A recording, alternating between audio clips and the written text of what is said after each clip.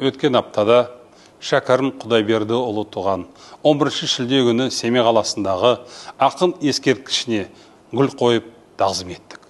Шәкәрім қажының жан-жақтан жеткен ұрпақтары, өңір зиялары мен жастары қатысқан бұл жиында ойшыл өлеңдері гуманизмнің темір қазығы екенін атап өттім. Абай елі ұлы бабаларын әрдайым ұлықтап келеді. Шәкәрім Құдайбердіұлының 165 жылдығы да өнегелі істермен өрнектелу керек деп ойлаймыз.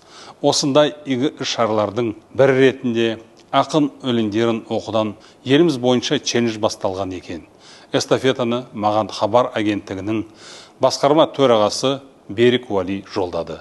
Мен өз кезегімде Шәкәрімнің жастарға деп аталатын өлеңінен үзінді оқып берейін. Кел жастар, біз бір түрлі жол табалық. Арам айла зорлықсыз мал табалық. Өшпес өмір, таусылмас мал берерлік. Бір білімді данышпан жан табалық. Ал енді олай болса кімді алалық? Қазақта қай жақсы бар көз саларлық? Шын іздесек табармыз шыны ғалым. Күнде көйлей бермелік боз балалық. Сақ болалық, бір шоқып, бір қаралық.